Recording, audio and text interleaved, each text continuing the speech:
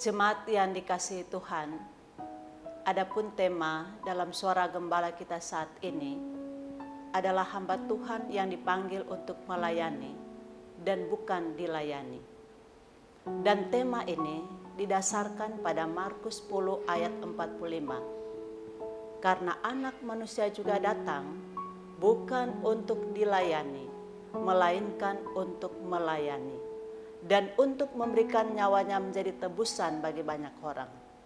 Jemaat Tuhan, dalam bahasa asli, kata pelayan memiliki beberapa makna, antara lain kata doulos dan diakonos. Doulos yang artinya budak atau hamba. Dahulu, budak itu dapat diperjualbelikan. Ada penjual dan ada pembelinya. Dengan demikian, ketika seorang budak itu telah dibeli oleh seseorang, maka kehidupan seorang hamba atau budak itu telah sepenuhnya berada dalam kendali tuannya.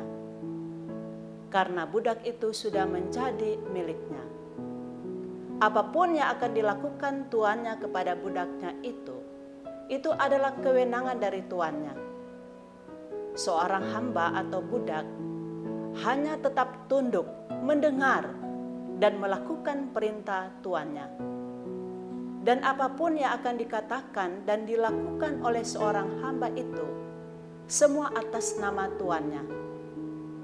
Tidak ada perkataan atau tindakan yang boleh dikurangi atau juga ditambahkan. Seorang budak sama sekali tidak memiliki kepentingan diri sendiri, apalagi berhayal untuk disegani dan dihormati. Tidak sama sekali.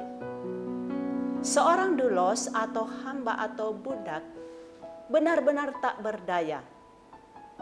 Budaya Yunani dan Yudaisme cenderung menempatkan status budak pada status sosial dan etis yang lebih rendah dan menganggap istilah budak sebagai penghinaan yang mematikan.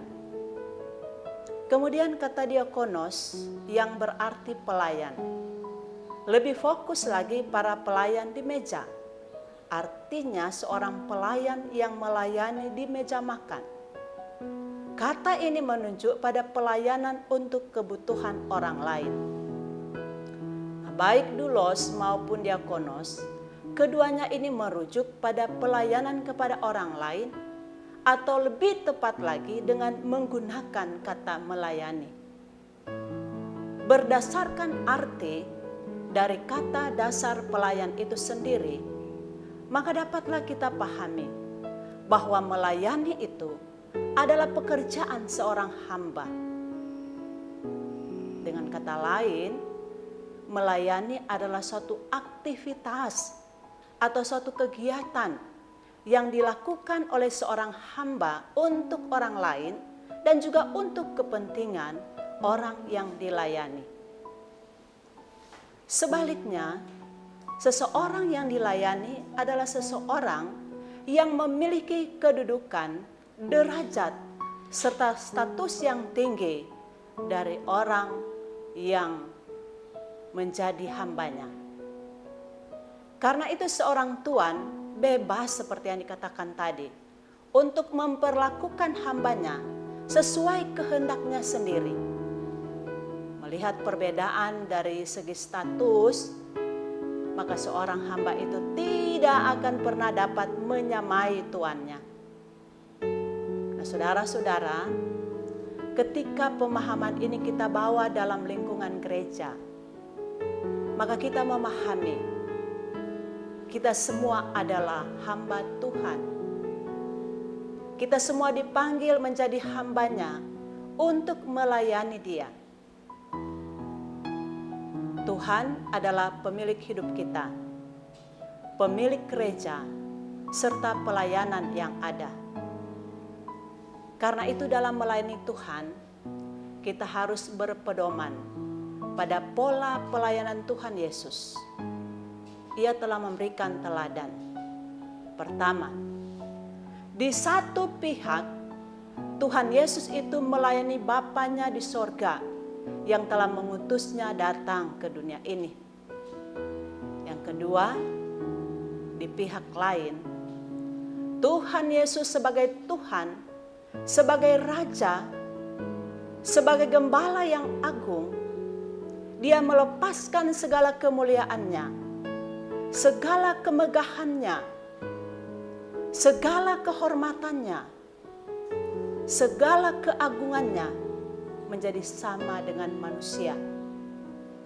Dihinakan, dicelah, disakiti, dimusuhi, ditolak, bahkan harus menyerahkan nyawanya menjadi tebusan banyak orang. Karena itu saudara-saudara, Tuhan memberikan petunjuk praktis kepada Yakobus dan Yohanes yang meminta supaya mereka memiliki tempat khusus di samping Tuhan Yesus. Tuhan Yesus katakan, untuk menjadi yang terkemuka dan terbesar, mereka harus terlebih dahulu menjadi pelayan dan hamba untuk semuanya.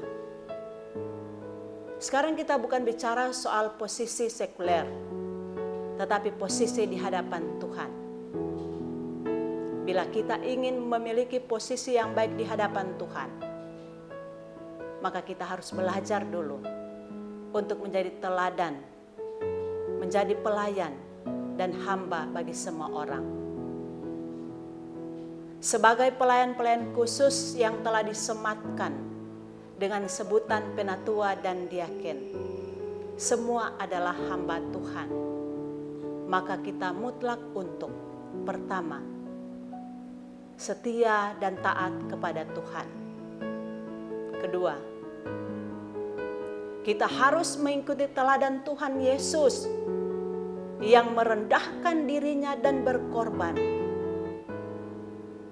Apapun kuasa dan jabatan kita di tempat kerja kita, dan apapun profesi yang kita miliki sehari-hari, apapun kuasa dan jabatan kita dalam lingkungan gereja, hendaknya semuanya itu dipahami sebagai anugerah Tuhan.